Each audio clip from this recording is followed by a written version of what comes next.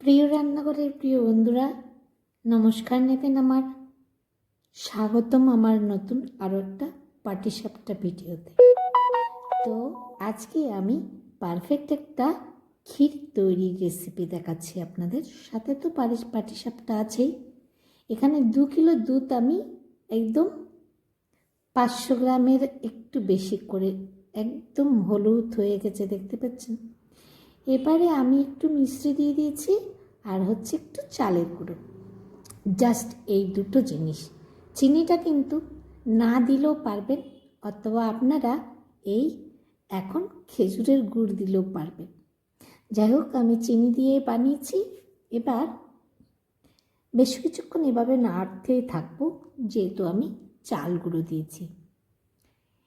নাড়তে নাড়তে বেশ কিছুক্ষণ, যতক্ষণ না একটু বেশ ভালোভাবে ফুটে উঠছে, মানে চালের গুঁড়োটা যখনই ফুটে যাবে, তখনই আমি কিন্তু নাড়াটা আস্তে আস্তে বন্ধ করব। কিছুক্ষণ পরে পরে করে নেড়ে দেব।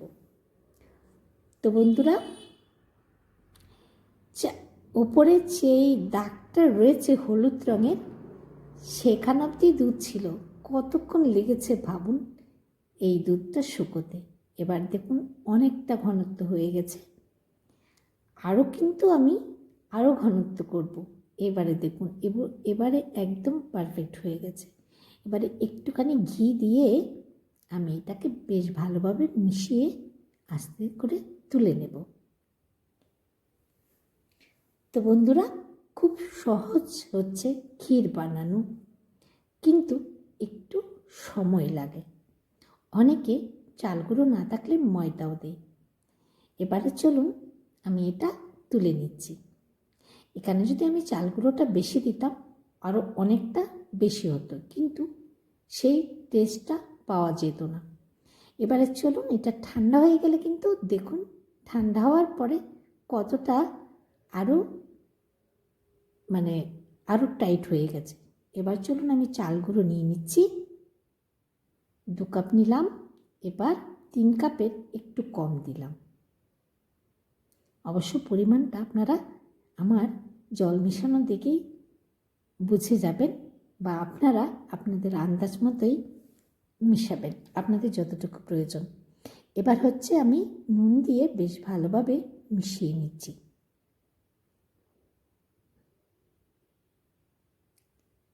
এবারে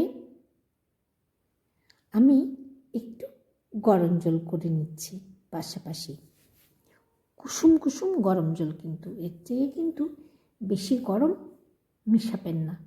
একদম হালকা, মানে আপনি হাত দিতে পারবেন ঠিক ওই রকমটা, বা আপনি জলটা সঙ্গে সঙ্গে খেতে পারবেন, ঠিক এই রকম গরম করবেন।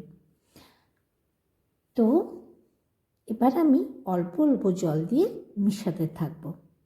তো বন্ধুরা, আজকে কিন্তু আমার এই ভিডিওতে যারা যারা নতুন আছেন, তারা কিন্তু এত সুন্দর সুন্দর রেসিপি পেতে চ্যানেলটিকে অবশ্যই সাবস্ক্রাইব করে রাখুন, আর বেল আইকনটা প্রেস করে রাখুন। তারপর একটু বেশি বেশি করে শেয়ার করে দেবেন। এবার কিন্তু বেশ কিছুক্ষণ নাড়ার পরে এবার আমি হাতে মাখবো আরও বেশ কিছুক্ষণ। যত মাখবেন তত আপনার এই পাটিসাপটার রুটিটা নরম হতে থাকবে, যেহেতু আমি শুধুমাত্র চাল গুঁড়ো দিয়ে করছি। আরও কিছু জল মিক্স করলাম। এভাবে আমি মাখতে মাখতে অল্প একটু একটু করে জল মিক্স করতে থাকব। তারপর আমি কিন্তু প্রায় 2 থেকে 2.5 ঘন্টা রেখে দিয়েছিলাম, কিন্তু 1 ঘন্টা রাখলে কিন্তু যথেষ্ট। যেহেতু গরম জল দিচ্ছি, তাই জন্যই 1 ঘন্টায় কিন্তু মোটামুটি বেশ ভালোভাবে হয়ে যাবে। তো আমি তো প্রায় 2.5 ঘন্টা পর ফিরে এসেছি। এবার দেখুন আরও কতটা একটু ঘন হয়ে গেছে। এবার আমি খেজুরের গুড় মিক্স করব। খুব বেশি দেব না, যেহেতু খুব বেশি দিলে তোলার সময় একটুখানি পোড়া লেগে যেতে পারে। তার জন্য আমি শুধুমাত্র 1 হাতা দিয়েছি। এবার একটু হালকা গরম দুধ মিক্স করে নিলাম। মিক্স করে চলুন এবার করে নিচ্ছি। একটা কাপড়ের সাহায্যে তাওয়াতে আমি একটু তেল লাগিয়ে দিয়েছি। এবারে বেশ দিয়ে দিলাম বেটারটা।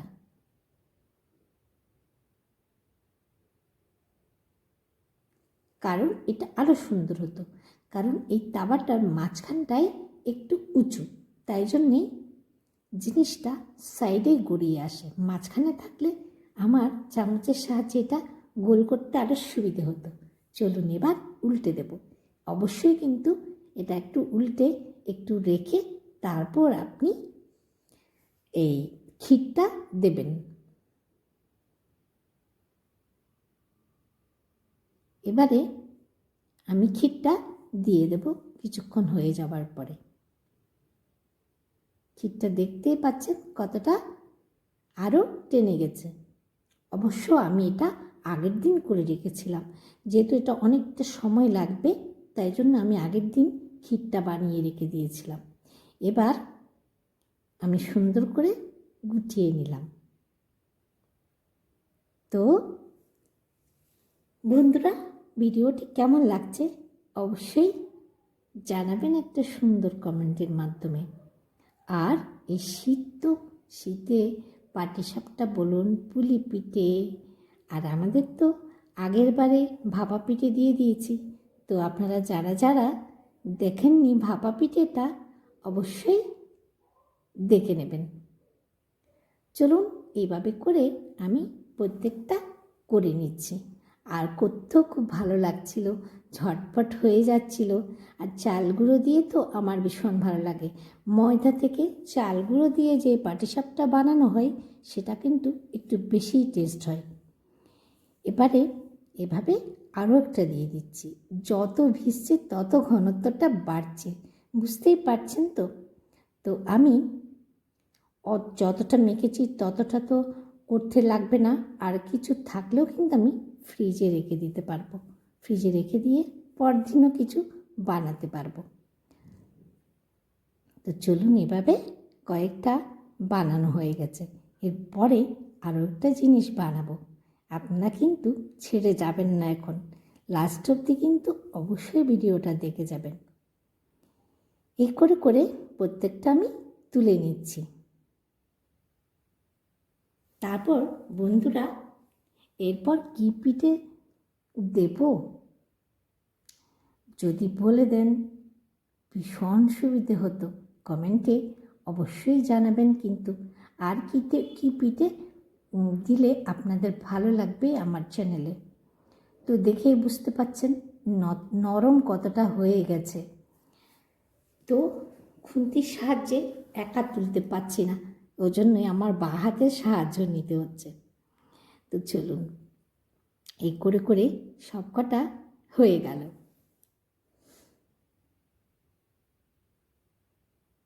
এবার আরও একটা দিয়ে তুলে নিচ্ছি।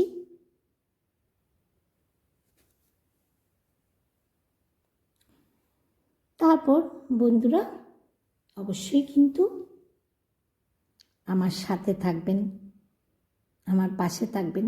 আপনাদের উৎসাহ পেলে আমি এরকম আরও সুন্দর সুন্দর নতুন নতুন ভিডিও নিয়ে আসবো আপনাদের জন্য। এবারে যেটা বানাবো আমি, চলুন, ক্ষীরের পাটিসাপটা তো একদম তৈরি হয়ে গেছে আমার যতটা প্রয়োজন ছিল। এবারে আমি আরও একটু ভিডিও নিয়ে আসব, কিসের সেটা দেখতে পাবেন। তো এটা অন্য তাওয়াতে করছি, এই তাওয়াটাই আরও ভীষণ সুন্দর হচ্ছে। মাঝখানটা একটু গর্ত হয়ে গেছে, দেখতে পাচ্ছেন তো। এটা আমি করেই দিয়েছি, কারণ মাঝখানটা উঁচু হয়ে গেছিল, তাই জন্যে আমি এটাকে আরেকটু নিচু করে দিয়েছি। এইটা কিন্তু ভীষণ সুন্দর হচ্ছে। এটা কিন্তু পরদিন সকালবেলায় বানাচ্ছিলাম আমি, তাই জন্যই বেটারটা আরও সুন্দর হয়ে গেছে। এবারে এটা আমি একটু নারকেল পুর দিয়ে কটা বানিয়ে নেব। নারকেল পুর দিয়ে তো সবাই বানান।